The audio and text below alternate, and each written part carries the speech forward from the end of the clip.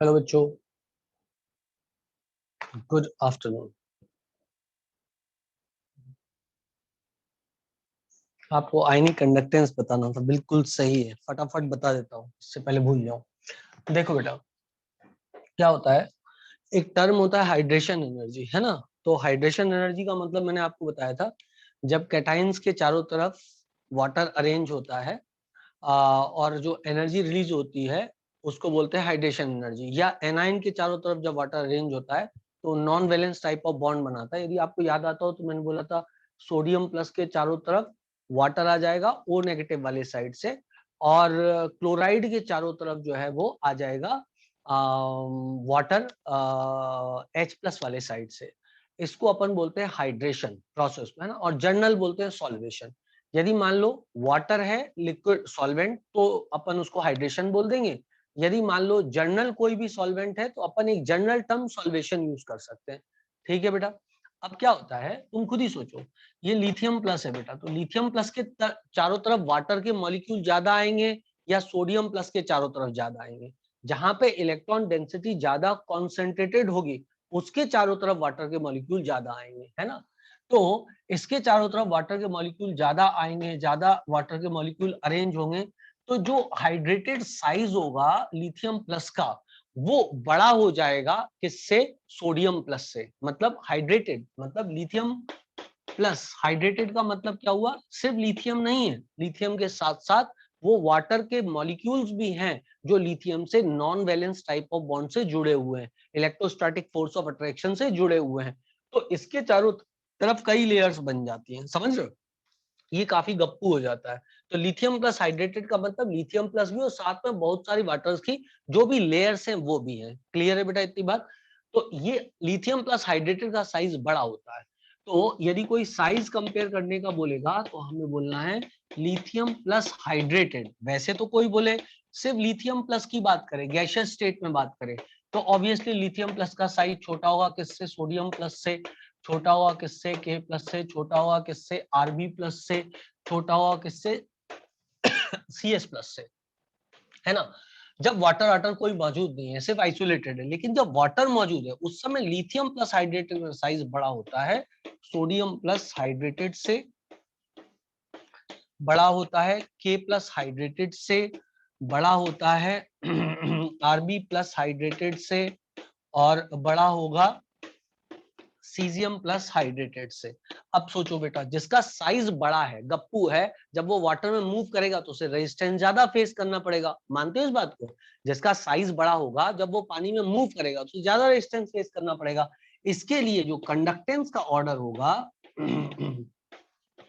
जो कंडक्टेंस का ऑर्डर होगा वो ऑर्डर होगा बेटा caesium plus hydrated greater than rubidium plus hydrated greater than K plus hydrated greater than RB plus greater than Na plus hydrated greater than Li plus hydrated। और ये बहुत ही important question है exam point of view से, कई chapters में ये आता है, कई चैप्टर्स में ये क्वेश्चन आता है। आगे जाके इलेक्ट्रोकेमिस्ट्री में भी ये कंसेप्ट आएगा, है ना।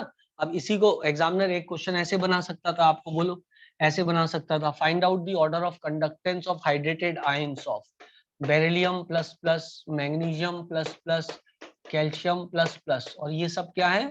हाइड्रेटेड है, हाइड्रेटेड है ना। और बोले find order of conductance, find order of their conductance, है ना बेटा। और ये भी हो सकता है कि वो आपको ये लिख के ना दे हाइड्रेटेड, बोले find order of conductance in aqueous medium, तो एक्वस मीडियम में तो हाइड्रेशन हो ही जाएगा। समझ रहे हो आप मेरी बात को? हो सकता है आपको ये शब्द ही ना लिख के दे हाइड्रेटेड, वो सिंपल सिंपल लिटिल स्टार आपसे बोल दे कि एक्वस मीडियम में बताओ क्या होगा, तो एक्वस मीडियम में भी आप बता सकते हो, कोई दिक्कत आपको नहीं होगी। एक्वस मीडियम का मतलब पानी के अंदर, और पानी के अंदर हाइड्रेशन तो हो ही जाएगा, ये बात तो तय है। बोलो बेटा, सबको बात क्लियर है बच्चों? हाँ ना बोलना पड़ेगा, ये क्वेश्चन सबसे बन जाएगा। ठीक है, बहुत सुंदर, बहुत बढ़िया।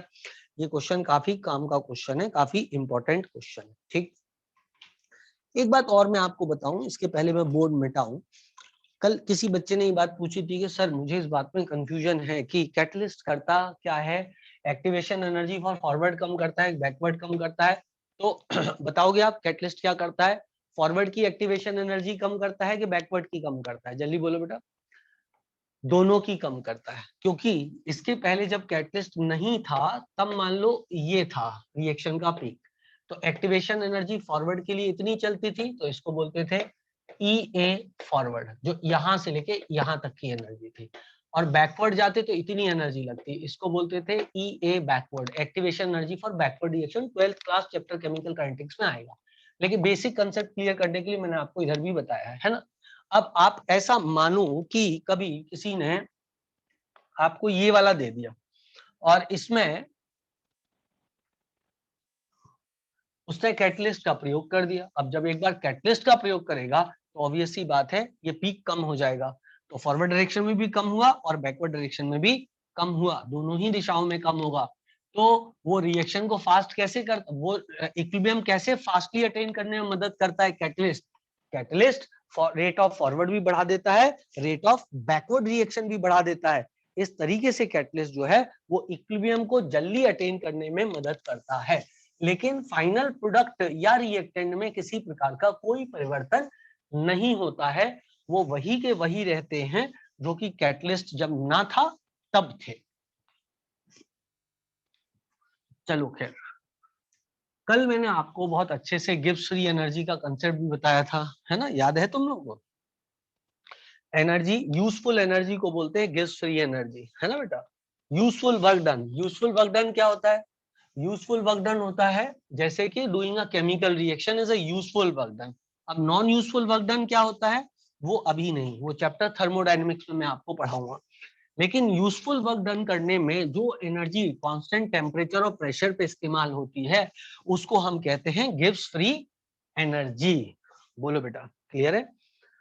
और ये रिएक्शन का ये रिएक्शन को कराती है, किसी सब्सटेंस के अंदर गिब्स फ्री एनर्जी यदि ज्यादा है तो उस सब्सटेंस के रिएक्ट करने की जो प्रवृत्ति है वो ज्यादा होगी, जिसकी गिब्स फ्री एनर्जी ज्यादा उसके रिएक्ट करने की प्रवृत्ति भी ज्यादा। क्या ये बात सबको क्लियर है? कल से लेके आज तक ये बात मैंने आपको खूब खूब समझाई है, पर लेक्चर्स को बहुत ध्यान से सुना करो भाई, और डाउट डिस्कशन में जरूर पार्टिसिपेट किया करो, वो बहुत ही इंपॉर्टेंट एस्पेक्ट है जिसको कि बहुत नेग्लेक्ट किया जाता है सभी के द्वारा। सभी लोग डाउट को लेकर के नॉन सीरियस रहते हैं हिंदुस्तान में, मैंने देखा है ज्यादातर लोगों का डाउट एस्पेक्ट पे बिल्कुल ध्यान नहीं होता है, क्लास पे ज्यादातर लोगों का ध्यान होता है। आप कहीं भी देख लो, चाहे वो कोचिंग्स हो, चाहे बच्चे हो, चाहे टीचर्स हो, उनका ध्यान ज्यादातर क्लास पे है, डाउट्स पे कम है। जबकि डाउट बहुत ही इंपॉर्टेंट एस्पेक्ट है लर्निंग का, क्योंकि आपने सीख तो लिया जो टीचर ने सिखाया है, पर जो टीचर ने सिखाया वो आपको वैसे ही समझ में आया कि नहीं आया जैसा वो सिखाना चाह रहा था, वो तभी क्लियर होगा जब आप क्वेश्चन सॉल्व करोगे और उनके डाउट्स पूछोगे। जो जो पार्टिसिपेट कर रहे हैं बहुत अच्छा कर रहे हो, जो जो नहीं कर रहे हैं बहुत गलत कर रहे हैं, वो उनको पार्टिसिपेट करना चाहिए। मैंने तो पहले ही बोला आपकी प्रेजेंस जरूरी नहीं है, आप सिर्फ अपना डाउट डाल दो और गायब हो जाओ। उसका जब वीडियो सोल्यूशन आएगा जब टाइम मिले तब देख लो, संडे को मिले संडे को देख लो, कम से कम आपका डाउट तो क्लियर हो जाएगा भाई, ठीक है ना। तो मैं तो आपसे ये बोल ही नहीं रहा हूँ जिससे कि कल के दिन कोई ये बोले ही नहीं कि हमारी आईज पे स्ट्रेन पड़ता है, ये होता है, वो पड़ता है। मैं कुछ बोल ही नहीं रहा हूँ आपसे, क्लास अटेंड करने का क्या कर रहा हूँ मैं आपसे। मैं तो आपसे सिर्फ ये कह रहा हूँ कि भैया अपना डाउट व्हाट्सएप ग्रुप पे डाल दो, मैं वीडियो सोल्यूशन बना के डाल दूंगा, जब आपको फुर्सत मिले तब उसको देख लेना। और अपने मॉड्यूल में अपने सारे डाउट्स को मार्क करके रखो, जिससे जब आप सैटरडे को या संडे को रिवीजन करो तो आपको फट दी से वो सोल्यूशन मिल जाए, आपका डाउट मिल गया, बस काम बन गया आप। अब समझो बात को, आगे चलते हैं। अब आता है हमारे पास एक पॉइंट जिसको बोलते हैं एक्टिव मास। एक्टिव मास क्या होता है ना। एक्टिव मास का क्या मतलब होता है, ठीक है ना। अब जैसा कि शब्द है एक्टिव मास, इसका मतलब term active mass means concentration of reactant expressed in mole per litre. ये तो बहुत मतलब वैसी भाषा हो गई, क्या कहते हैं उसको, टेक्निकल टाइप की भाषा हो गई। चलो पहले लिख ही लेते हैं ना, तो फिर समझेंगे भी एक्टिव मास क्या होता है। The term active mass is the term active mass means concentration in terms of mole per litre, मतलब मोलैरिटी को बोलते हैं, मोल पर लीटर, है ना। सिर्फ यही नहीं बेटा, एक्टिव मास और भी टर्म में हो सकता है, मोल पर केजी में भी हो सकता है, वैसे ऐसा नहीं है। So it is normally related in mole per litre, and when reacting substances are gases, reacting substances are gases, then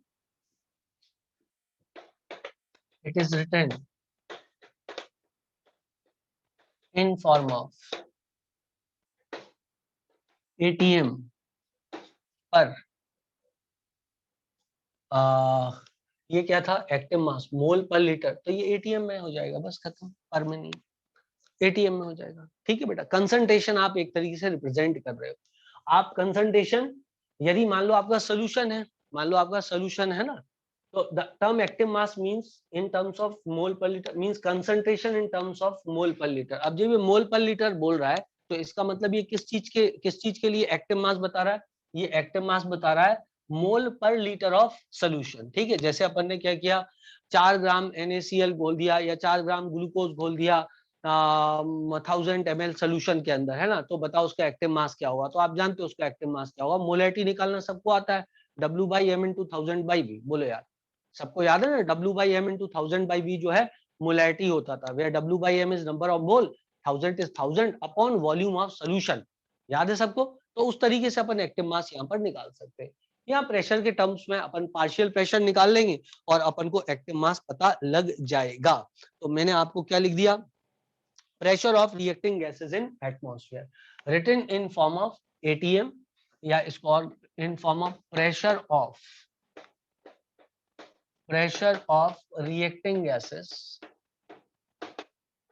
reacting gases in ATM। Correct है बेटा। अब एक बात समझो, जो एक्टिव मास है उसको अपन ने क्या बोला है, मोल पर लीटर। मोल पर लीटर, इसका मतलब ये टर्म कौन सी हो गई, क्या ये टर्म कैपिटल M हुई बेटा, जो कि होती है W/m × 1000/V, और V काय में होता है यहाँ पर, इन ml होता है। याद आया सब लोगों को, याद आया सब लोगों को, तो आप एक्टिव मास निकाल सकते हो। और जब अपन प्रेशर ऑफ रिएक्टिंग गैसेस की बात करते हैं, तो इसको हम पार्शियल प्रेशर के नाम से जानते हैं, क्योंकि कई गैसेस हो सकती हैं वहां पे, है ना बेटा। और पार्शियल प्रेशर बराबर क्या होता था, ये भी मैंने आपको बताया था, और वो था mole fraction into P total. और ये होता था, suppose A and B gases are present, तो Na/Na+NB इनटू P टोटल, मतलब total pressure by gas A and B। If it is a mixture of two things A and B, तो Na+NB 3 होता, तो Na/Na+NB+NC हो जाता। Mole fraction आपको पता है, mole of something upon total number of moles into total pressure बराबर partial pressure of that particular gas. So partial pressure of a gas. Clear है बेटा, इतनी बात सब लोगों को आना बोलना पड़ेगा। Okay guys, I suppose that सब लोगों को इतनी बात क्लियर हो गई हैंगी, ठीक है ना। अब सोचो, ये यदि मैं देखूं तो इसको मैं कैसे लिख सकता हूं, this is molarity into W/ molecular mass into 1/V in litres लिख सकता हूं बेटा, इन लीटर्स लिख सकता हूं, किसी को कोई दिक्कत तो नहीं। अच्छा, तो क्या मैं W/V बराबर डेंसिटी लिख सकता हूं, W/V बराबर डेंसिटी लिख सकता हूं कि लिख सकता हूं, W/V is equal to density लिख सकता हूं। तो मैं क्या लिख सकता हूं, मैं लिख सकता हूं डेंसिटी डिवाइडेड बाय, ये मॉलिक्यूलर मास होता है, molecular mass, density divided by, या मोलर मास लिख देते हैं, मॉलिक्यूलर मास नहीं मोलर मास लिख देते हैं, एक मोल का मास है ना, और डेंसिटी ग्राम पर लीटर में यहाँ पे ना, ये ग्राम है और ये पर लीटर में, मोलर मास काय में, ग्राम में, एंड दिस इज मोलैरिटी, या इसको आप एक्टिव मास भी बोल सकते हो।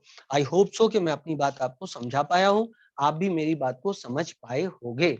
एक्टिव मास किसी भी टर्म में डिफाइन किया जा सकता है, जितने भी कंसंट्रेशन टर्म होते हैं ना, सब एक्टिव मास है। अब एक्टिव मास बहुत देर से अपन करे जा रहे हैं। एक्टिव मास का मतलब क्या होता है? एक्टिव मास का मतलब है एक्चुअली वो मास जो एक्टिव है रिएक्शन को करने में। यदि सिंपल भाषा में समझा जाए तो जितना ज्यादा कंसंट्रेशन होगा एक्टिव मास उतना ही ज्यादा होगा। हाँ ना बोलना पड़ेगा। जितना ज्यादा कंसंट्रेशन होगा उतना ज्यादा एक्टिव मास होगा। बोलो मानते हो इस बात को कि नहीं मानते हो? भाई एक्टिव मास वो है जो मास अवेलेबल है टू डू द रिएक्शन। जो मास अवेलेबल है to do the reaction is active mass. समझ लो। अब समझना आप मेरी बात को ध्यान से। The above definitions are true for dilute solutions only. द अबव डेफिनिशंस are true for dilute solutions only. General definition क्या होती है एक्टिव मास की? जनरल फॉर्मूला जो है एक्टिव मास का, जो कि बुक्स में रेयरली लिखा होता है, वो होता है एक्टिव मास बराबर होता है activity coefficient. Activity coefficient efficient into concentration. Into concentration, ठीक है बेटा, into concentration. In case of dilute solutions, in case of dilute solutions, in case of dilute solutions, value of activity coefficient is equal to 1 by C. Is equal to 1. In case of dilute solution, the value of activity coefficient is equals to 1. Therefore, active mass बराबर क्या होता है बच्चों? Concentration. Active mass बराबर क्या होता है? Concentration. किसमें? डाइल्यूट सॉल्यूशन में। But for highly concentrated solutions, highly concentrated solutions value of active mass, value of activity coefficient is less than 1, less than 1। Therefore, active mass is less than concentration. क्या आपको मेरी बात कुछ पल्ले पड़ी है? जो हाईली कॉन्सेंट्रेटेड सोल्यूशन होते हैं, जहां highly concentrated, what is P total? Atharva Somani, यार तुम सो जाते हो क्या? अभी तो बताया थोड़ी देर पहले। P total is total pressure of reacting gases. A gas और बी गैस है, सारे गैस के सब प्रेशर को नाप लो तो that is total pressure.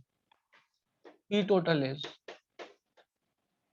total pressure of reacting gases.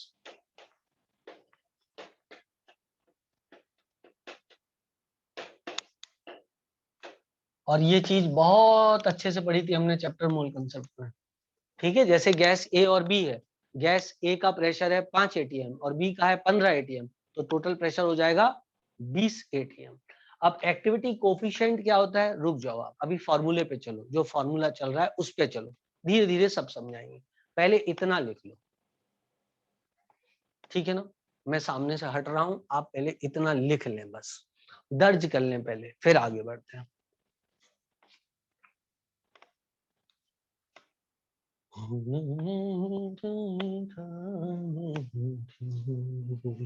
तुझ में समाया मुझ में समाया,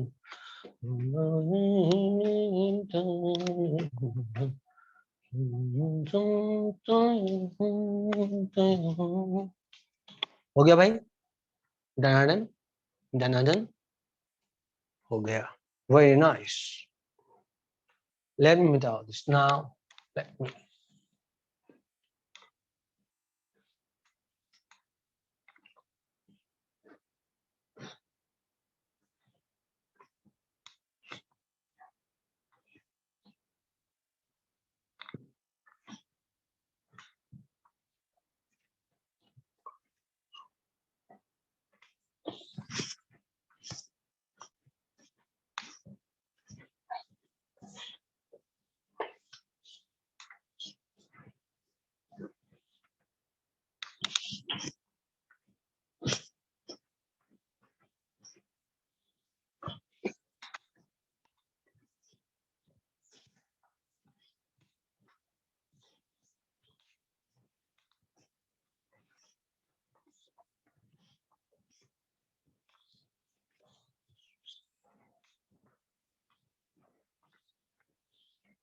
ठीक। अब आती है अगली कहानी, समझना बेटा। In case of pure liquids and solid, value of activity coefficient is equal to 1 by C, and therefore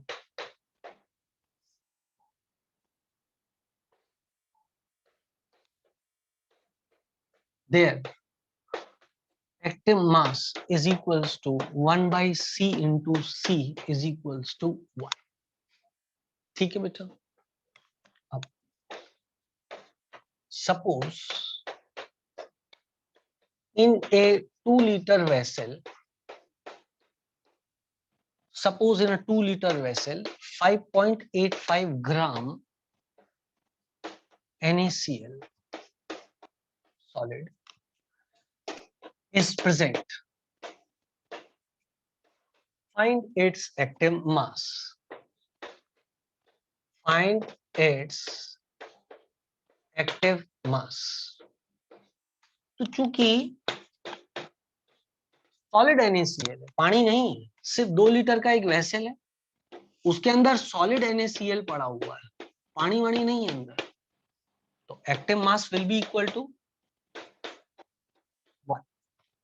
चमका चमका, क्योंकि वो क्या है, वहां पे सिर्फ प्योर सॉलिड है, कोई लिक्विड लिक्विड तो है ही नहीं, therefore the active mass is equal to 1। यदि कोई आपसे बोल दे ये कंटेनर है, इसके अंदर 120 ग्राम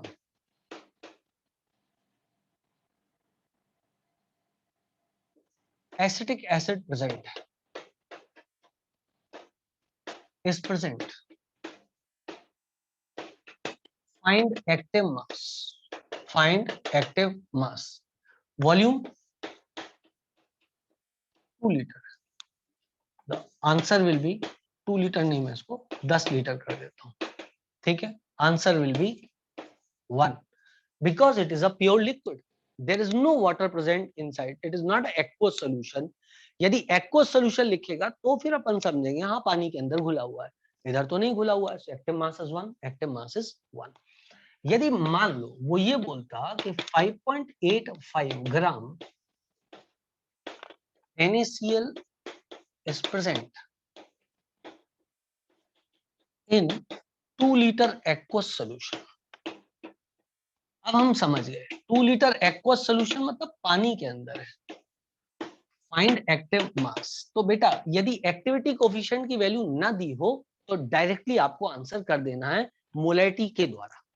यदि एक्टिविटी कोफिशिएंट की वैल्यू नहीं दी है, दो ही टाइप के सवाल आपको एग्जाम में आने वाले हैं, मैं आपको बताऊं, आपको एग्जाम में रेयरेस्ट ऑफ रेयर चांस है कि एक्टिविटी कोफिशिएंट की वैल्यू देके कोई आंसर को कैलकुलेट करवाए।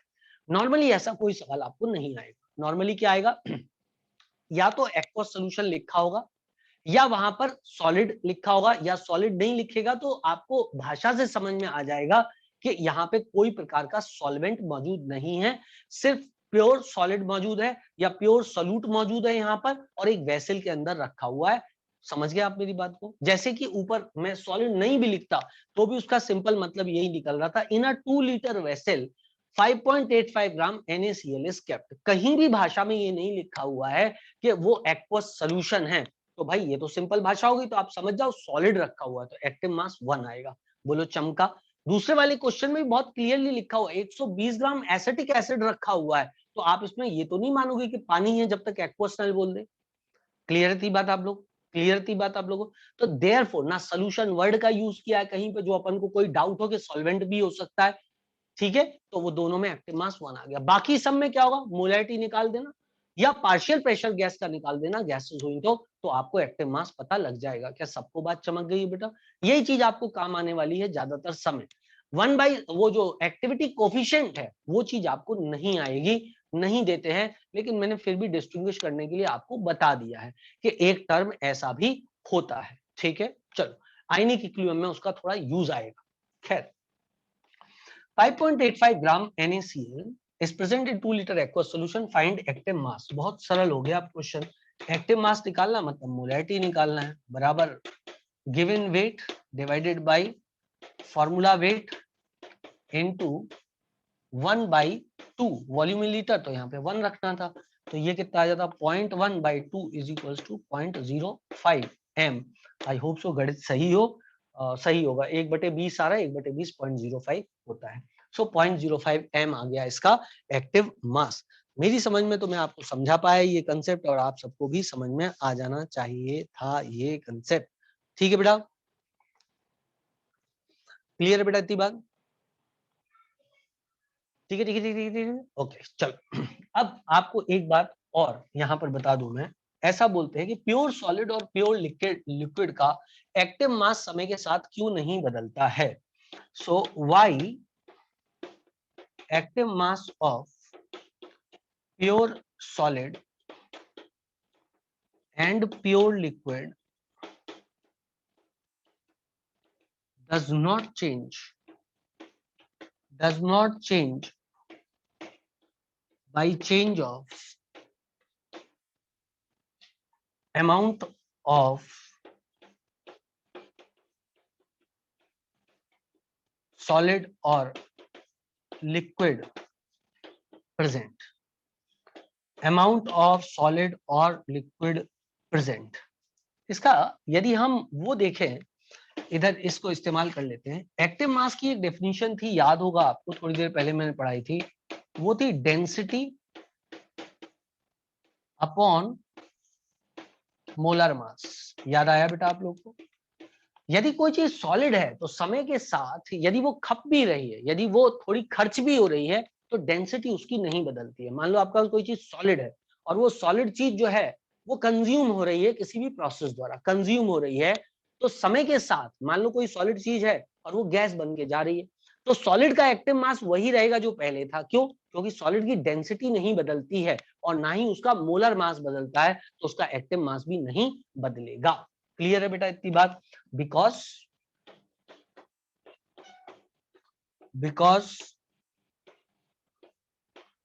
density and molar mass for solid or pure liquid does not change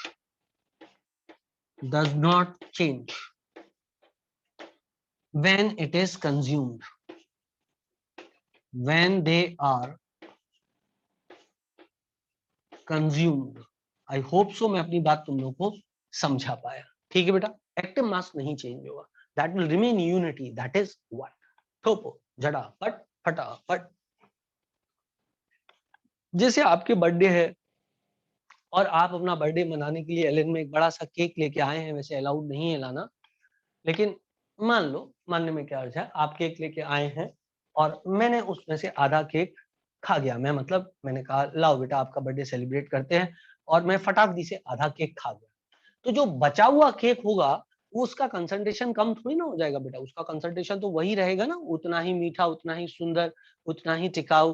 वो भी बाकी का बचा रहेगा, जो बाकी का तुम लोग खा सकती है, कोई दिक्कत नहीं है ना, उसका कंसंट्रेशन वैसा ही रहेगा। आप ये नहीं बोलोगे सर आप तो आधा केक खा गए, पूरा मलाई मलाई उतार लिया आपने केक का, मतलब अब तो पानी पानी बचा है केक के अंदर, ऐसा तो नहीं होता ना बेटा। Concentration will remain the same. मैं कहूँ अरे ऐसी बात मत करो भाई, it is a solid, its concentration does not change with time।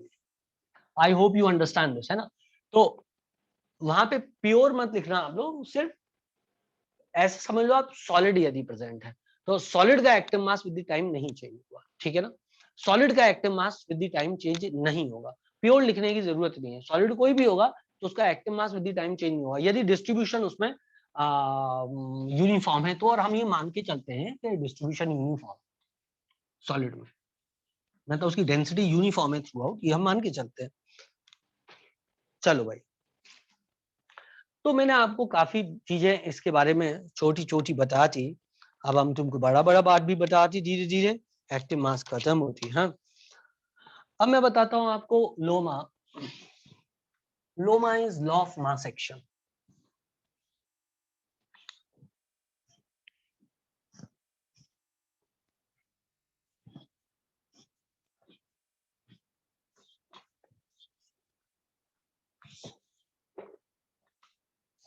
लिखो आप बेटा अपनी कॉपी पे लॉ ऑफ मास एक्शन, और वहां पर लिखना आप लॉ ऑफ मास एक्शन लिखना।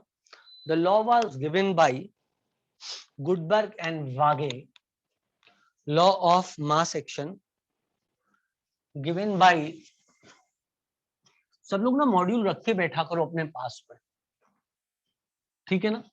तो शुरू की डेफिनेशन एनफिशन क्या होती है, जब तक मैं मिटा रहा होता हूँ आप लिख लिया करो वहां से ना। तो लॉ ऑफ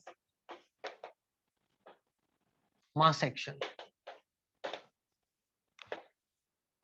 इसको मैं शॉर्ट फॉर्म में बार बार लोमा बोलूंगा, लोमा, मैं आ गया, ठीक है।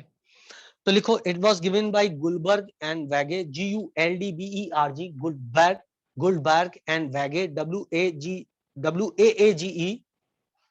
it states that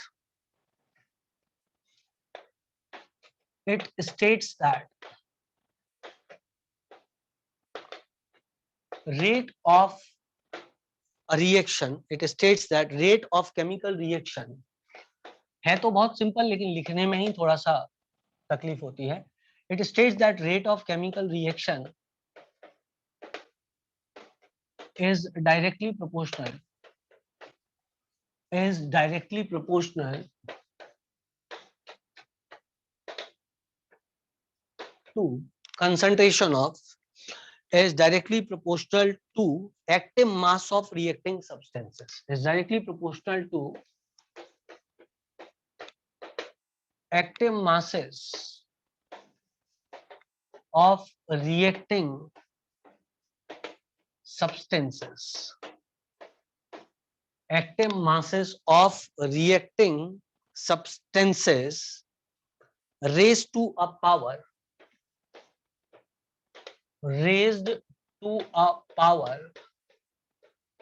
which is equal to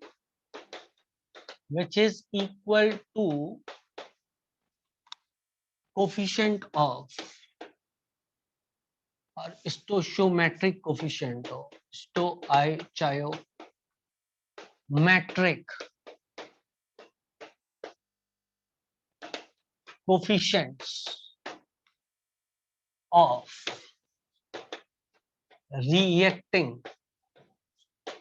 substances। देखने में गंदा है लेकिन मैं अभी एक्सप्लेन करूंगा तो आपके लिए बहुत सरल हो जाएगा, कोई दिक्कत की बात नहीं है, ठीक है। सब्सटेंसेस, जैसे मान लो एग्जाम्पल, एक रिएक्शन हो रही है Ma plus NB and that gives me XC plus YD। Stoichiometric coefficient इसका M है, इसका N है, इसका X है और इसका Y है। तो according to law of mass action, rate of reaction, तो रेट ऑफ फॉरवर्ड रिएक्शन, किसी भी रिएक्शन की फॉरवर्ड रेट जो है या फॉरवर्ड जाने की जो रेट है वो इनके कंसंट्रेशन पे डिपेंड करेगी, ऑब्वियस सी बात। बोलो बेटा, किसी भी रिएक्शन के फॉरवर्ड जाने की रेट रिएक्टेड के कंसंट्रेशन पे डिपेंड करेगी, सिंपल सी बात है। So rate of forward reaction is directly proportional to product of concentration। concentration का साइन डिब्बो, दो कंसंट्रेशन है मतलब A और B के, तो दो डिब्बो। बोलो how. This indicates what? This indicates concentration. डिब्बो indicates what? Square bracket concentration। दो है reactive substance A and B, तो दो डिब्बो, एक होता तो एक डिब्बो, तीन होते तो तीन डिब्बो। बोलो हाउ। ये डिब्बो किसका? ए का कंसंट्रेशन, तो ये हो गया भाई। What does this means? This means concentration of A, then concentration of B will be this one. So it states that the rate of chemical reaction is directly proportional to, वैसे यहां यदि product of active masses of reacting gases लिख दे तो ज्यादा अच्छा रहेगा, product of, क्योंकि ये product of active masses, this is active mass, this is active mass, ठीक।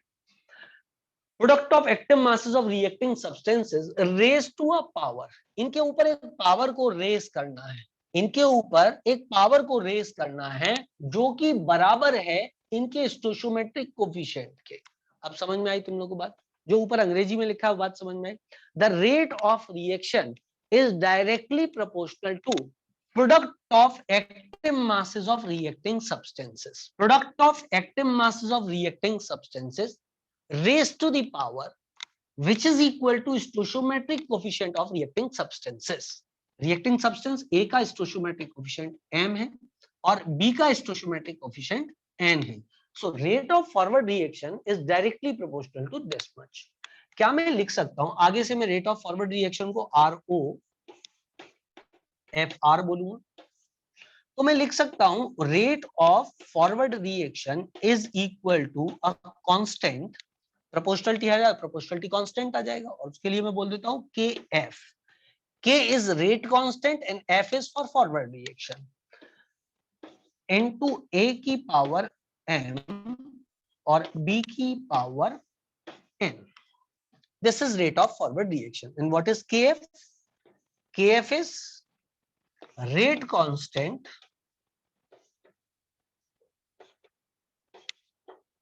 for forward reaction. शब्दों पे बहुत ज्यादा ध्यान देना है. शुरू में इन्हीं के आधार पे सवाल में आप कंफ्यूज हो सकते हो, लेकिन जैसे जैसे आगे बढ़ोगे ये सब आपको रटी जाएगा, है ना. अब रेट ऑफ बैकवर्ड रिएक्शन किसके बराबर होगा बेटा? क्या मैं यहाँ पर के बी, दो डिब्बों, क्योंकि प्रोडक्ट भी दो हैं, दो डिब्बों, where K B will stand for rate constant for backward reaction.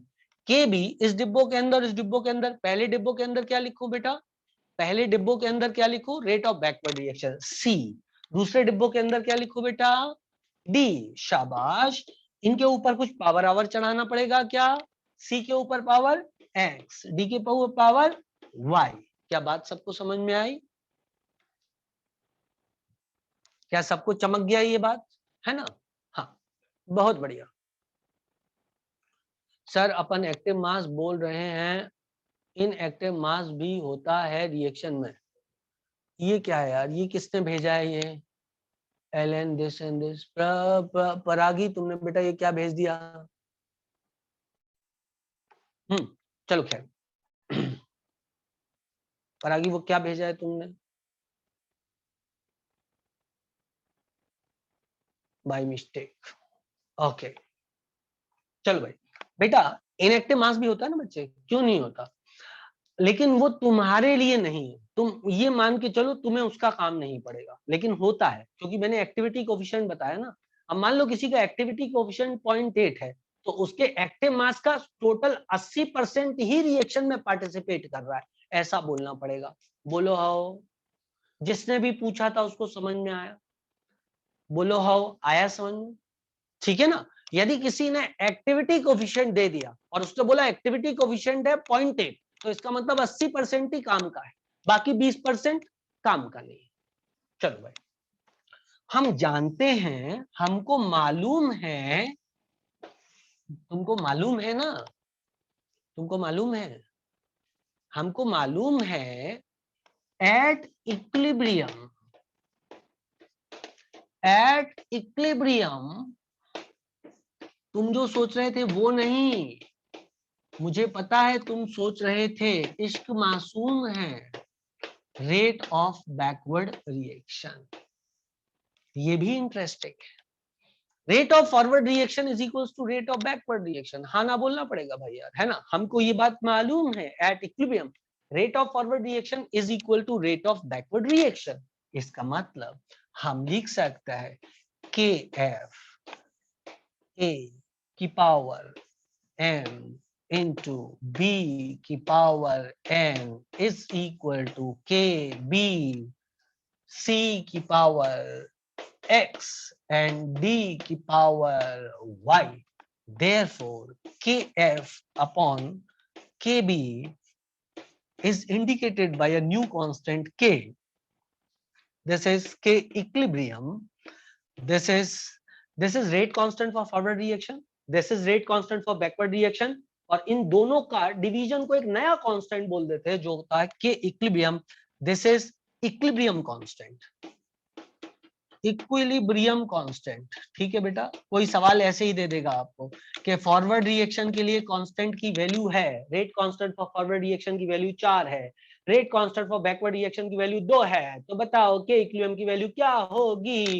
ये गणित का बहुत कॉम्प्लिकेटेड पोर्शन सॉल्व करने के बाद आप बहुत मुश्किल के साथ आंसर 4/2 बराबर 2 बोल सकते हो। लेकिन उसके लिए बहुत जरूरी है कि आपको ये टर्म्स याद हो, इनके मतलब याद हो।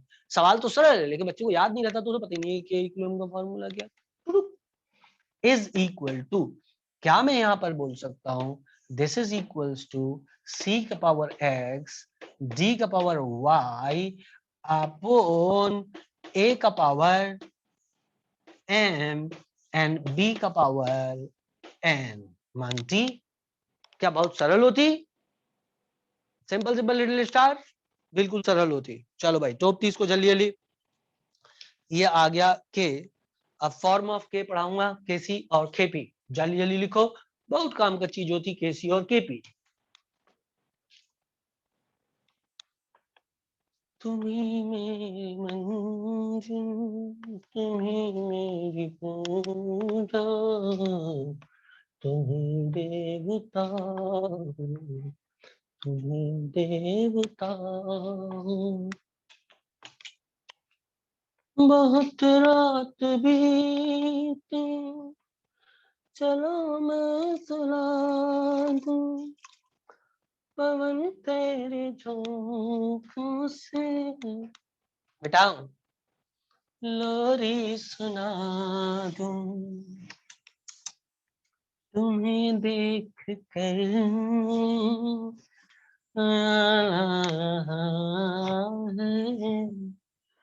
कि जैसे फरिश्ता कोई सो रहा हो।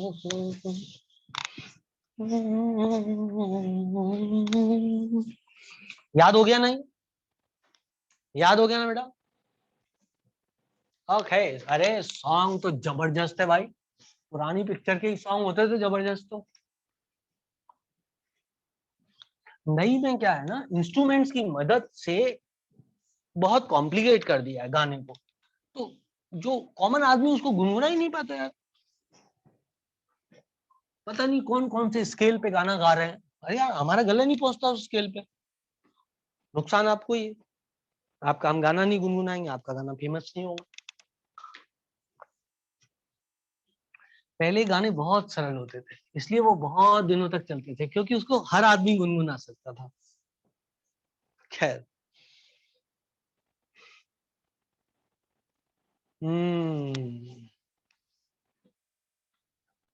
गाने में कोको कोला देती, ओ हमको नहीं पता होती।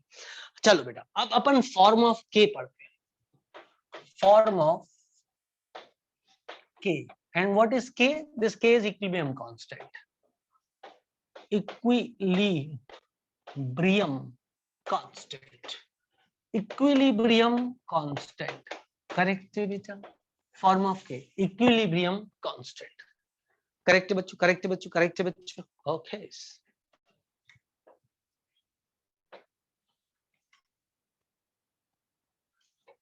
अब ये दो टाइप के हो सकते हैं बेटा, एक केसी हो सकता है बेटा। केसी कब लिखते हैं? When active mass is written in form of mole per litre, तो अपन केसी लिखते हैं। एक होता है केपी, दिस इज केसी, जब एक्टिव मास को अपन मोल पर लीटर में एक्सप्रेस करते हैं, मोल पर लीटर में एक्सप्रेस करते हैं, तो के की जगह अपन केसी लिखते हैं। And when active mass is expressed as, आप लोग समझ गए होंगे, active mass is expressed in terms of ATM, kp बोलते हैं। It is expressed in term of ATM, kp बोलते हैं। ठीक है बेटा, बोलो ना, बोलो। ठीक है बेटा। ओके, मान लो मेरे पास अलग अलग टाइप की रिएक्शंस है ना, कब केसी लिख सकते हैं, कब केपी लिख सकते हैं, इसके लिए मोल पर लीटर चाहिए, ठीक है बेटा। अब when we can write KP and when we can write KC, when we can write KP KC और both for given reactions, both for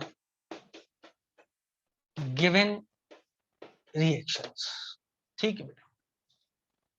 number 1, if reactant and product are अब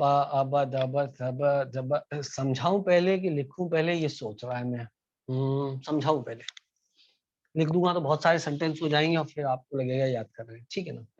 मान लो मेरे पास एक कंडीशन होती है, ये वाला कंडीशन होती है, हाँ, ए प्लस बी देता है मेरे को सी, ठीक, ये भी गैस है, ये भी गैस है और ये भी गैस है, ठीक है बेटा। तो क्या इन गैसेस के कंसंट्रेशन को मोल पर लीटर में लिख सकते हैं कि नहीं लिख सकते हैं? सबसे पहले ये बताओ, क्या गैसेस के कंसंट्रेशन को मोल पर लीटर में लिखा जा सकता है कि नहीं लिखा जा सकता है? बिल्कुल लिखा जा सकता है। कितनी गैस है, कितने लीटर कंटेनर में, उससे मोल पर लीटर में उस गैस का कंसंट्रेशन डिफाइन हो सकता है। यदि किसी ने बोला 2 मोल गैस प्रेजेंट है 4 लीटर के कंटेनर में, तो 2/4 उसका कंसंट्रेशन हो जाएगा। हाँ ना बोलना पड़ेगा, हाँ ना बोलना पड़ेगा। मतलब एक अपना तुरंत प्रभाव से हमने एक अपना डाउट क्लियर कर लिया जो कि आ सकता था कि कंसंट्रेशन सिर्फ तभी लिख सकते हैं जब सब हो पानी पानी। आज मैं पानी पानी हो गई, पानी पानी हो गई, आया कि नहीं आया तुम लोगों को? पानी पानी होने की जरूरत नहीं है, पानी पानी होने की जरूरत नहीं है। यदि सिर्फ गैस गैस भी होगा तो भी हम जो है वो कंसंट्रेशन लिख सकते हैं मोल पर लीटर में। ये बहुत अच्छा एग्जाम्पल हम तुमको दिया, that is 2 mole gas present है 4 लीटर के कंटेनर में, मोल पर लीटर 2/4, बोलो हाउ। ठीक ठीक ठीक ठीक ठीक, वेरी नाइस। अच्छा, तो यदि गैसेस हैं तो केसी लिखा जा सकता है क्योंकि मोल पर लीटर में एक्सप्रेस किया जा सकता है। यदि गैसेस हैं तो क्या एटीएम में भी एक्सप्रेस किया जा सकता है? बोलो बोलो बोलो बोलो। यदि गैसेस हैं तो क्या एटीएम में भी एक्सप्रेस किया जा सकता है? बिल्कुल किया जा सकता है। मतलब केपी केसी दोनों लिख सकते हैं। मतलब गैसवा के लिए केपी केसी दोनों लिखा जा सकता है। बोलो हाउ, बोलो हाउ। गैसवा के लिए केपी केसी दोनों लिखा जा सकता है। Therefore, गैसवा के लिए both Kp and Kc can be written.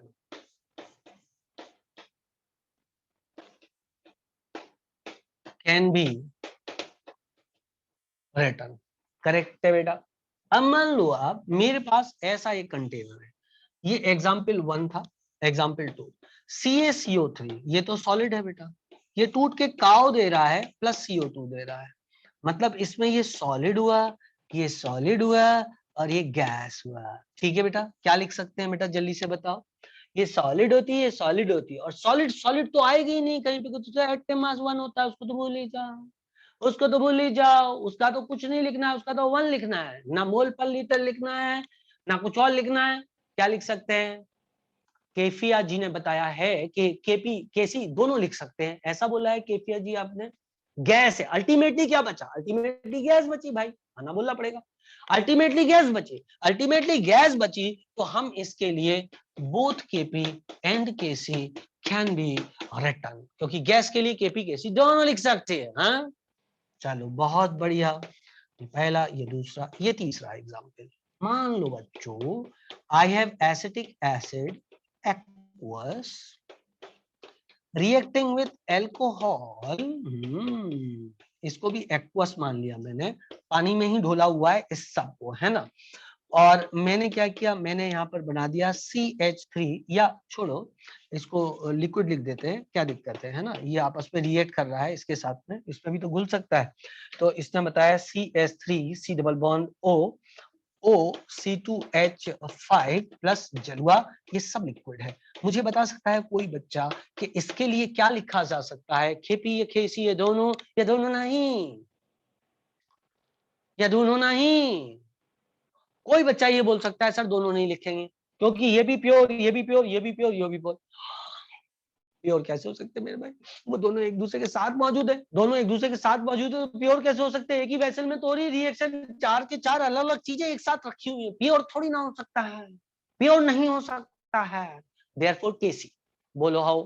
क्योंकि गैसवा तो है नहीं, गैसवा होती तो केपी लिखते, गैसवा के लिए ही केपी लिख सकते हैं, लिक्विड के लिए केपी नहीं लिख सकते हैं, क्योंकि उसका पार्शियल प्रेशर नहीं होता है, सॉलिड और लिक्विड में पार्शियल प्रेशर नहीं होता है जी, it is almost negligible, we don't take that. So क्या लिखेंगे?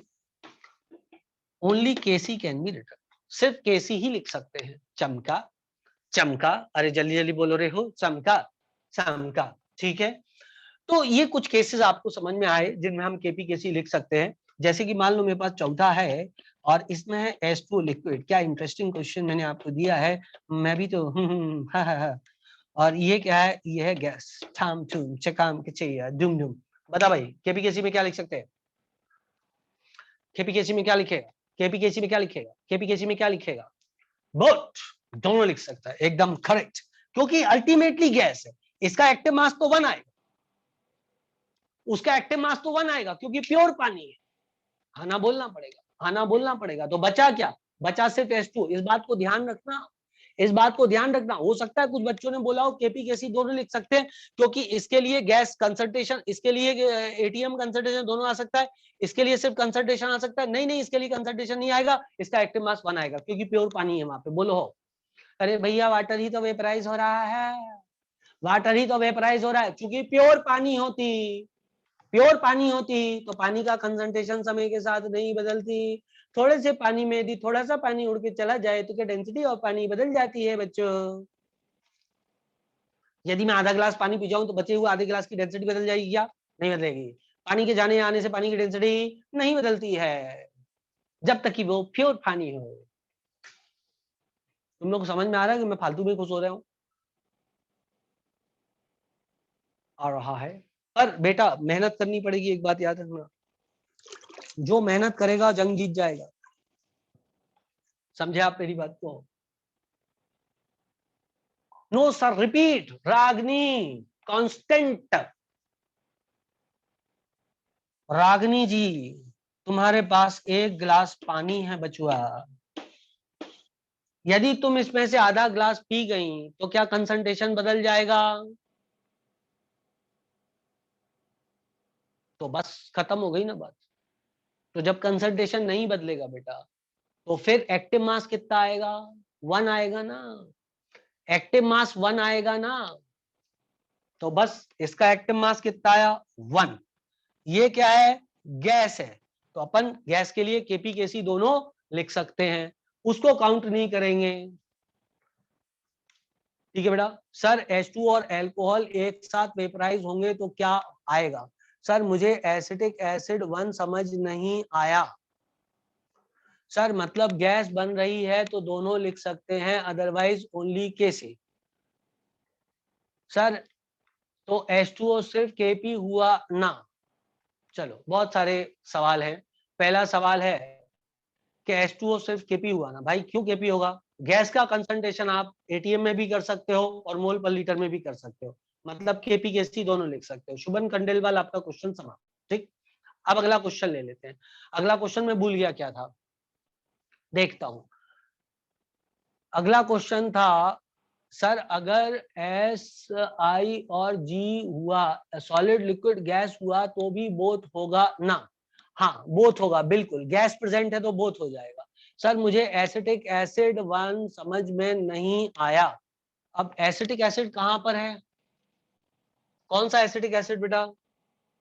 यहाँ वाला, ये वाला, थर्ड एग्जाम्पल तो सिंपल है यार, ये भी लिक्विड, ये भी लिक्विड, ये भी लिक्विड, ये भी लिक्विड, और सब एक ही वेसल के अंदर मिक्स है, तो ये प्योर तो नहीं है ना? बोलो, तो ये प्योर तो नहीं है ना कोई?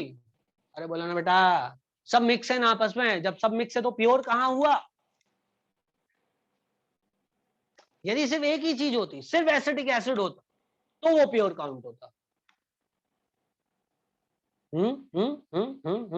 लिक्विड के लिए केपी केसी दोनों नहीं ले सकते, क्योंकि लिक्विड का प्रेशर थोड़ी ना होता है, लिक्विड का प्रेशर थोड़ी ना होता है। लिक्विड के लिए केपी केसी दोनों नहीं लिख सकते, लिक्विड के लिए सिर्फ क्या लिख सकते हैं? लिक्विड के लिए सिर्फ क्या लिख सकते हैं, यदि सब लिक्विड है तो क्या लिख सकते हैं, हाँ सिर्फ केसी लिख सकते हैं, करेक्ट है। और गैस है तो क्या लिख सकते हैं, और गैस है अल्टीमेटली बची है तो क्या लिख सकते हैं, दोनों लिख सकते हैं, दोनों लिख सकते हैं, केपी केसी दोनों लिख सकते हैं। क्लियर है बेटा इतनी बात, क्लियर है बेटा इतनी बात। अब जो लोग अभी भी परेशान घूम रहे हैं कि सर सेकंड वाले में समझा दो, भैया सेकंड वाले में ये सॉलिड दोनों को भूल जाओ, दोनों का एक्टिव मास 1 है, आखिरकार क्या बचा, गैस कार्बन डाइऑक्साइड। जब गैस बची तो केपी केसी दोनों लिख सकते हैं, बोलो हो। अब चलो मेरे साथ गुनगुनाओ, यदि गैस है तो केपी केसी दोनों लिख सकते हैं, यदि सिर्फ लिक्विड ही लिक्विड है तो सिर्फ केसी लिख सकते हैं। क्या ये 2 सेंटेंस समझ में आ गए, बस काम बन जाएगा, खेला खत्म बाबू। चुप चुप चुप चुप, अभी तो मैंने आपको ये बताया कि केपी केसी दोनों लिख सकते हैं या एक लिख सकते हैं। अब मैं आपको बताऊंगा लिखते कैसे, लिखते कैसे। मिटाऊं मैं इसको बेटा,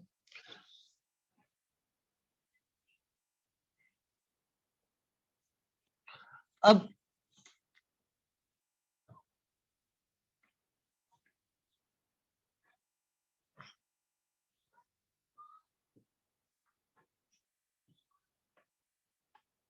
ठीक है बेटा,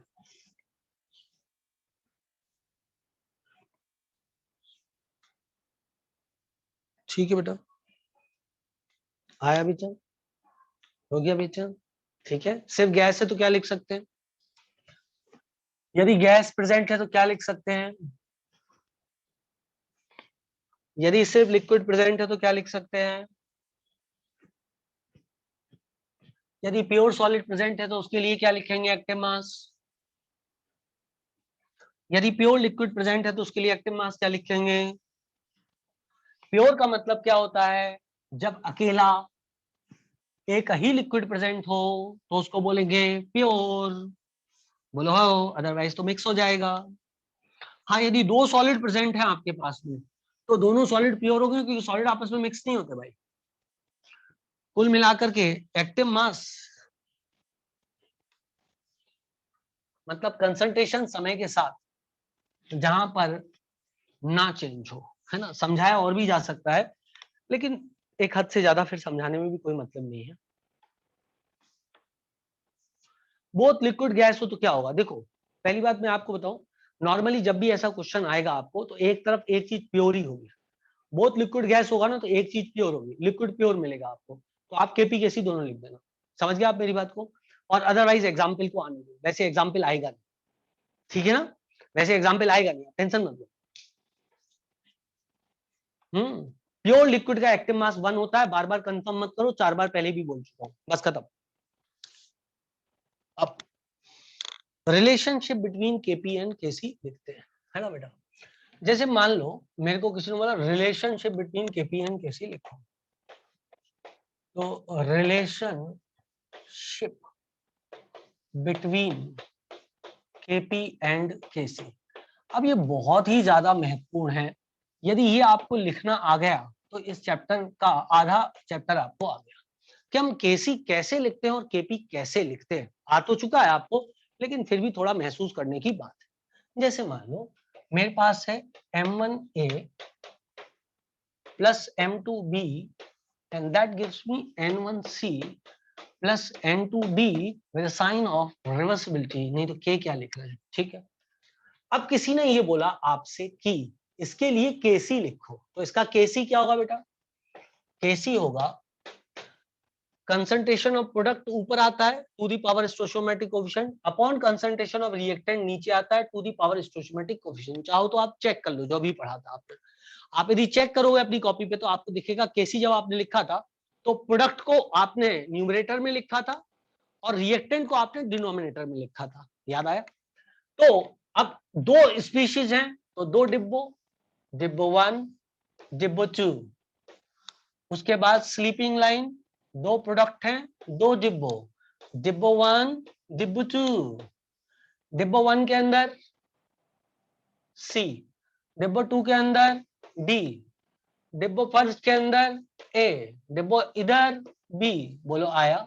सी के ऊपर N1, डी के ऊपर N2, ए के ऊपर M1, बी के ऊपर M2 क्या हो गया, KC हो गया। बहुत सरल था यार। अरे जो यहां लिखा हुआ है अपॉन जो यहां लिखा हुआ है इसको नीचे ले जाना मेरे भाई, बस simple simple little star. Reactant वाले पार्ट को नीचे ले जाना, प्रोडक्ट वाले पार्ट को ऊपर लिखना है। Clear clear clear clear clear, बहुत बढ़िया। ये हुआ बेटा KC, ये हुआ बचुआ KC। करेक्ट है बेटा, करेक्ट है बेटा। अब सुनो, हमको मालूम है PV इज इक्वल्स टू होता है NRT, PV is equals to होता है NRT। तो P बराबर और P बाई RT बराबर हो जाएगा N by V, V in liters। तो this is equal to how much? This is equals to molarity। तो N बाई V बराबर P बाई RT, जो कि मोलैरिटी के बराबर है, जो कि कंसंट्रेशन के बराबर है। हाना बोलना पड़ेगा, हाना बोलना पड़ेगा यार, हाना बोलना पड़ेगा यार। बोलो बोलो बोलो बोलो बोलो बोलो। PV is equals to NRT, so P by RT is equals to N by V, where V is in liters। तो ये मोलैरिटी हो जाएगा, number of mole divide by volume in litre of solution is molarity. तो यदि मैं ये concentration जो है जिसको आप मोलैरिटी बोल रहे हो, इसकी जगह मैं P by RT यहाँ पे रिप्लेस कर सकता हूँ। आना बोलना पड़ेगा, आना बोलना पड़ेगा, बोलना पड़ेगा बोलना पड़ेगा बोलना पड़ेगा, है ठीक ठीक ठीक, बहुत बढ़िया। अच्छा, उसके पहले मैं KP यहाँ पर लिखता हूँ, और KP भी उसी सरलता से लिखता हूं जिस सरलता से मैंने KC लिखा है। मुझे सिर्फ क्या करना है, यहाँ पर आप मेरी बात को ध्यान से सुनना। एक स्लीपिंग लाइन बनाओ, बोलो हाओ, स्लीपिंग लाइन। स्लीपिंग लाइन के ऊपर ये लिखो, और यहाँ क्या लिखना है आपको, ऐसे वाले डिब्बों बना दो 2, और ऐसे वाले डिब्बों बना दो 2। क्या आप ये गेम खेल सकते हो मेरे साथ? ऐसे डिब्बों बना दिए तुमने, बना दी बना दी बना दी। इधर C आना है तो इसकी जगह लिखो PC। PC का मतलब क्या होगा, partial pressure of C to the power M1। आगे का गेम तुम लिख दो खुद। PC, C की जगह क्या लिखना है, PC की पावर N1। C की जगह क्या लिख देना है, PC। C की जगह क्या लिख देना है, PC। PC मतलब partial pressure of C। C मतलब C इन डिब्बो, कंसंट्रेशन ऑफ C। आ रहा है बेटा? बाकी का गेम तुमने खुद लिख लिया, बाकी का खुद लिख लिया। सी की जगह सिर्फ क्या करना था, पीसी। तो डी की जगह, तो डी की जगह पीडी, तो ए की जगह पीए, तो बी की जगह पीबी। आओ लिखे, तो पीडी की पावर N2, पीए की पावर M1, पीबी की पावर M2। आओ अब आप देखो भाई, यहां पर देखती, यहां पर देखती, तो मोलैरिटी बराबर P बाई RT। अच्छा, क्या मैं लिख सकता हूं Na बाई V, क्योंकि वॉल्यूम तो कॉमन होता है ना रिएक्शन में, वॉल्यूम ऑफ द सॉल्यूशन तो कॉमन होता है ना, एक ही वेसल में तो रिएक्शन चल रही होती है, तो V लिख दूं, Va लिखने की जरूरत नहीं, लेकिन नंबर ऑफ मोल डिफर करते हैं। Na by V is equals to Pa by RT। आना बोलना पड़ेगा यार, आना बोलना पड़ेगा यार। Na by V is equals to Pa by RT। तो इसका मतलब Pb by RT is equal to N by V, NB by V, NB by V। अरे बोलो यार, P की जगह Pa लिख दिया, N की जगह Na लिख दिया। आया? तो रिप्लेस करें बच्चों, तो रिप्लेस किया, तो PC की जगह क्या लिख दूं, क्या मैं PC की जगह अब जब या हाँ PC है, नहीं PC कहाँ गया, ये इसकी जगह सब्स्टिट्यूट करें। इसकी जगह यदि सब्स्टिट्यूट किया तो क्या आएगा, PC। C की जगह यदि सब्स्टिट्यूट किया, इधर 2 और लिख देता हूँ जिससे कोई किसी को कंफ्यूजन ही न रह जाए मेरे भाई। मैं किसी में भी किसी को सब्स्टिट्यूट कर सकता हूँ, कोई दिक्कत नहीं है, लेकिन यहाँ KP का एक्सप्रेशन लिखा है, KC का एक्सप्रेशन लिखा है, और यहाँ मैं सब्स्टिट्यूट मैं जिसमें चाहूँ उसमें सब्स्टिट्यूट कर लूँ, कोई फर्क नहीं पड़ता। अब मैं क्या करूंगा, यहाँ पर क्या लिखूंगा, यहाँ पे लिखूंगा PC by RT is equals to Na by V, sorry NC by V, और यहाँ पर मैं लिखूंगा PB by RT is equal to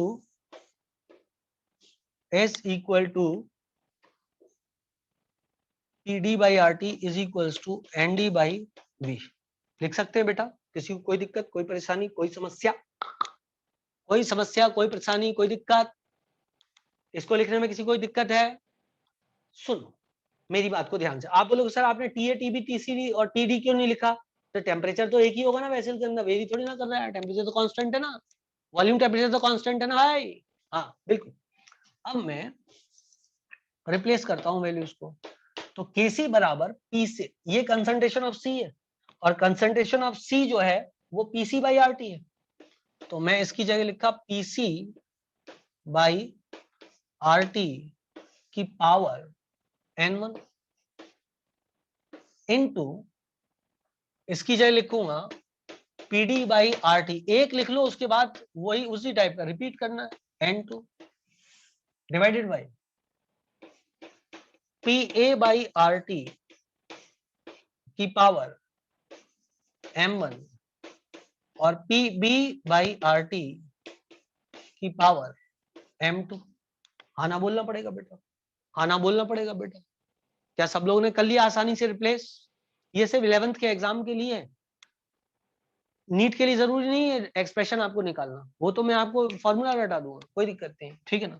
तो क्या मैं लिख सकता हूँ यहाँ पे Kc is equals to PC की पावर N1 PD की पावर N2 अपॉन PA की पावर M1 इंटू PB की पावर M2 इंटू, ये आरती है बेटा, ये आरती नीचे आएगी और ये आरती ऊपर जाएगी, तो क्या मैं यहाँ पर लिख सकता हूँ आरती, ये आरटी है 1/RT है बेटा, और ये भी 1/RT है, यदि तुम लोग समझ में आ रहा हो, या मैं आरटी को इधर भी ले जा सकता हूँ, आरटी और आरटी ऊपर चला गया, ये वाला आरटी ऊपर चला जाएगा और ये वाला आरटी नीचे आ जाएगा, तो ये जो आरटी ऊपर गया है इसके टकले पे क्या है M1 है, और इस आरटी के टकले पर क्या है M2 है, और जो नीचे आया है उस आरटी के टकले पे क्या है N1, और इस आरटी के टकले पर क्या है N2।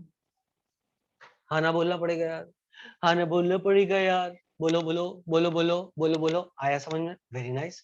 तो क्या मैं यहाँ पर लिख सकता हूँ Kc इज इक्वल टू, ये पूरा एक्सप्रेशन Kp के लिए, Kp इंटू RT की power M1 plus M2 minus N1 plus N2। हाँ ना बोलना पड़ेगा यार, हाँ ना बोलना पड़ेगा यार, टुक टुक टुक टुक टुक टुक टुक टुक,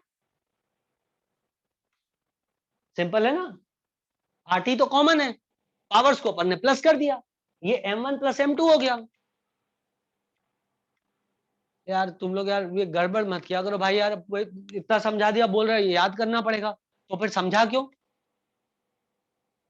प्रैक्टिस करो ना यार, एग्जाम दे रहे हो मजाक कर रहे हो, प्रैक्टिस करनी पड़ेगी लिखने की।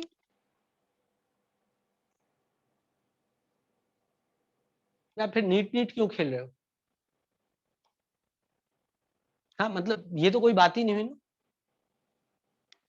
लास्ट का सर एक बार बता दीजिए यार, RT की पावर M1 है, RT की पावर M2 है, अपॉन RT की पावर N1 है, RT की पावर N2 है, तो ये जब तू सम करेगा तो ये पावर्स प्लस हो जाएगी ना। वो मेरे मैथ्स, मुझे पता है बायो के बच्चों की बहुत दिक्कत होती है मैथ्स की। देखो यदि मैं लिखूं 10 की पावर 2 इंटू 10 की पावर 5, तो क्या मैं इसको 10 की पावर 7 लिख सकता हूँ भैया? बोलो भैया, लिख सकता हूँ? तो M1 प्लस M2 हुआ कि नहीं हुआ? हुआ कि नहीं हुआ? हुआ। अच्छा, यदि नीचे में 10 की पावर 6 इंटू 10 की पावर 5 कर दूं, तो ये ऊपर जाके माइनस हो जाती है कि नहीं हो जाती है?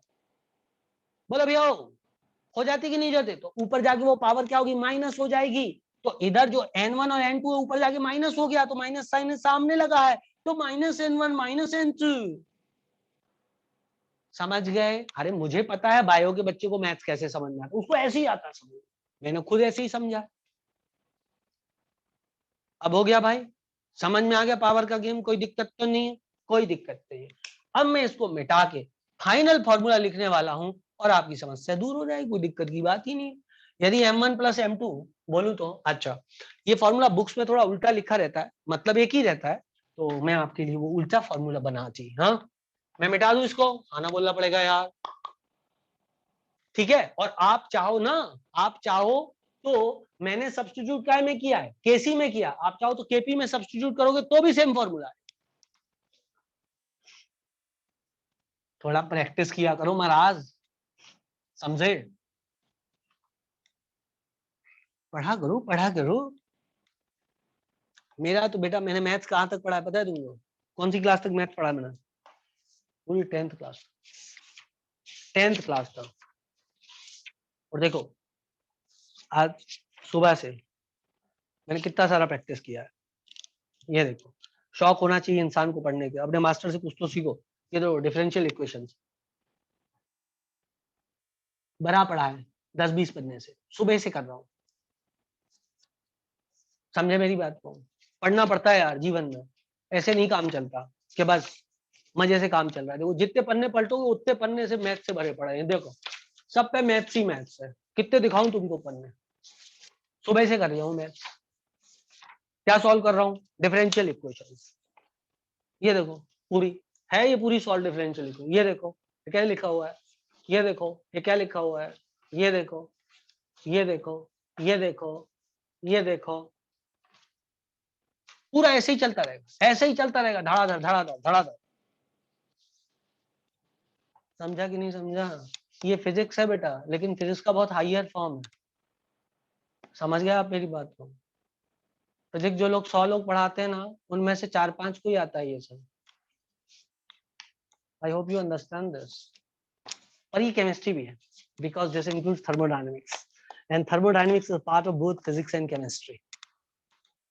I hope you understand this. ये मैंने एग्जांपल आपको इसलिए दिया, इनसे डरो मत यार। तुम बायो के स्टूडेंट हो इसका मतलब नहीं डरो। मैंने भी 10th तक ही पढ़ा हुआ है, मैंने भी 10th तक ही पढ़ा हुआ है, लेकिन मैं अभी मैथ्स पढ़ रहा हूँ जब मस्त तरीके से, मेरे को मजा आ रहा है, खत्म बात। अरे उससे केमिस्ट्री समझ में आ रही है यार, झूठ नहीं बोलता। ये पूरी पूरी देखो, ये क्या लिखा हुआ है, क्या लिखा है सामने? कौन सी केमिस्ट्री लिखी है? कौन सी केमिस्ट्री लिखी है? फिजिकल लिखा है, दिख रहा है क्या? क्या उल्टा दिखता है? फिजिकल केमिस्ट्री लिखा हुआ है ना, देखो आप, फिजिकल केमिस्ट्री है ना। ये देखो मैथ्स ही मैथ्स। ये देखो पूरा डिफरेंशियल ही डिफरेंशियल है, पूरा मैथ्स ही मैथ्स है। द थिंग इज दैट आप अच्छी केमिस्ट्री बिना मैथ्स के समझ ही नहीं सकते मेरे भाई। You must read maths, then only you will understand the chemistry. बेटा हमारे पास ना अनंत समय है पढ़ने को, बशर्ते सिर्फ हमारे अंदर पेशेंस होना चाहिए। बस पेशेंस होना चाहिए। आप लोग पता है पेशेंस के साथ पढ़ाई किया करो। किसकी स्पीड कितनी है, किसको कितना आ रहा है नहीं आ रहा है, कोई बात नहीं यार, 2 साल ज्यादा पढ़ लेंगे, जल्दी क्या है? वाजपेयी जी की एक पोयम थी जिसमें वो कहते थे इंसान को शिखर पे नहीं पहुंचना चाहिए, क्योंकि वहां पे जाके वो अकेला हो जाता है। बात तो सही है यार। यदि कोई व्यक्ति जो है ना बहुत कम एज में सारी सक्सेस पाले तो उसका जीवन भी व्यर्थ हो जाएगा, उसके पास करने के लिए कुछ बचेगा ही नहीं। तुम लोग को नहीं लगता ऐसा? तुम लोग को नहीं लगता ऐसा? जैसे तुम जाके वो अपना ये इंदौर का जो वो जाम गेट बना हुआ है वहां पे घुमाओ तो तुम्हें बहुत खुशी होगी यार। और जो लोग अरबपति खरबपति हैं उनके पास कोई विश्व में जगह ही नहीं बची घूमने के लिए, तो उनका तो थ्रिल ही खत्म हो गया ना। अपन जो अपना जाना पाओ जाके और अपना जो है जाम गेट जाकर के खुशी महसूस कर सकते हैं, वो सोच रहे हैं स्पेस में चले जाए। अभी देखो ना अमेज़न का मालिक जो है स्पेस में जाने के लिए बहुत सारा पैसा दिया, तो बेचारा खुशी ढूंढ रहा है। अब वो खुशी वहां पे ढूंढ रहा है, स्पेस में ढूंढ रहा है, क्या करे यार? तो पता नहीं पैसा आना उसके लिए अच्छा रहा कि खराब रहा। क्या कहते हो यार, सही है कि नहीं? लेकिन फिर भी पैसा जरूरी है, ऐसा नहीं जरूरी नहीं है, लेकिन उतना सारा जरूरी नहीं है। मतलब भगवान मेरे को उससे थोड़ा सा कम देगा तो मैं कोई बात नहीं, आई विल बी सेटिस्फाइड। मैं ऐसा नहीं कि अम्मा जान के मालिक की तरह मतलब लालच करूं। अम्बानी जितना भी दे देगा तो आई डोंट माइंड। खैर आगे बढ़ते बेटा, आगे बढ़े बच्चों, या तुम लोग बेहोश हो गए? ठीक है बढ़ते हैं। तो मेरे पास एक्सप्रेशन क्या आया अल्टीमेटली, कुछ उल्टा सुल्टा आ गया था वहां पे। आखिरी में क्या आया था? आखिरी में आया था शायद KC is equals to KP, KP RT की power m1 plus m2 minus n1 plus n2, कुछ ऐसा आया था, है ना? मैं चाहूं तो इसको ऐसा भी तो लिख सकता हूँ, KC is equals to KP by RT n1 plus n2 minus m1 plus m2। Sir इतना डिफिकल्ट मैथ फिर क्या कर दिया आपने सर? अरे कुछ ना कर दिया, इसको मैं अपॉन में ले गया, इसको चेंज कर दिया साइन को। 10 वाला करके बताऊं, 10 वाला करके बताऊं या आ गया? 10 वाला करके बताऊं क्या आ गया ना, नहीं तो 10 की पावर 2, 10 की पावर 3 अपॉन में करके बताऊं, साइन रिवर्स हो गया, उस तरफ ले लो भाई। तो क्या मैं यहाँ पे बोल सकता हूँ Kp is equals to Kc RT की पावर डेल्टा Ng, जहां पर डेल्टा Ng क्या है, moles of total gaseous moles of total gaseous moles of product minus total gaseous moles of reactant. तो Kp बराबर Kc RT की power delta Ng। जैसे मान लो किसी ने बोला 2A प्लस 5B, ये भी गैस ये भी gas, reacts to give 7C plus 2D, correct है बेटा, ये भी गैस और ये भी गैस, ठीक है। और उसने आपसे बोला find out value of Kp if Kc is equal to Z, यदि Kc Z के बराबर है तो। सरल है कि नहीं है सोल्यूशन। Kp बराबर क्या होता है, Kp बराबर होता है Kc RT की पावर डेल्टा Ng। अरे बोलो यार, बात समझ में आ रही है कि नहीं आ रही है। Kc की वैल्यू कितनी है, जल्दी बोलो जल्दी बोलो जल्दी बोलो, Kc की वैल्यू कितनी है, टाम टूम चकाम कुची जुम जुम सच सच, Kc की वैल्यू कितनी है, Kc की वैल्यू है Z, तो यहाँ पे क्या लिखा Z, RT यहाँ पे लिख दो, ठीक है, की power delta Ng। Delta Ng की वैल्यू कितनी आएगी, गैशियस मोल्स ऑफ प्रोडक्ट कितने हुए 9 और रिएक्टेंट के कितने हैं 7, तो बचा कितना 2 की पावर 2, तो ZRT की पावर 2 इज इक्वल्स टू Kp। तुम्हें कुछ समझ नहीं आया, आया बेटा, समझा, कोई दिक्कत कोई परेशानी नहीं है, simple simple, little star how I wonder what you are. जैसे यहाँ लिखा Kp बराबर Kc RT की पावर डेल्टा Ng, मैं दोनों साइड लॉग लगा दूं तो log Kp will be equal to ln Kc RT की पावर डेल्टा Ng। लिख सकता हूँ इसको, क्यों नहीं लिख सकता, क्या इसको मैं m मान लूं और क्या मैं इसको n मान लूं, तो log mn बराबर क्या होता है, पढ़ा है फिजिक्स में, टाइम हो गया क्या, ओ अरे हाँ यार आज का टाइम हो गया। log mn बराबर क्या होता है, log m plus log n होता है बेटा, नहीं पढ़ा तुम लोगों ने, log m बराबर log m plus log n, नहीं पढ़ा, हाँ चलो कोई बात नहीं है, मुझे लगा फिजिक्स में पढ़ा दिया होगा, आपके मॉड्यूल में दिया तो है log m plus log n, अरे भैया फिजिक्स के मॉड्यूल में log दिया है यार, शुरू में पढ़ा है ना, हाँ वही तो, log m n बराबर log m plus log n। अब Kc को m मान लो, RT की पावर डेल्टा Ng को n मान लो, सॉल्व हो जाएगा, कल पढ़ाएंगे, आज का समय हो गया है, रात को आ जाना बेटा अपने डाउट्स के लिए, है ना, तो कल अब आपको मैं पढ़ाऊंगा, आज के लिए था बाय बाय, सी यू, स्वस्थ रहे मस्त रहे खुश रहे, बाय बाय।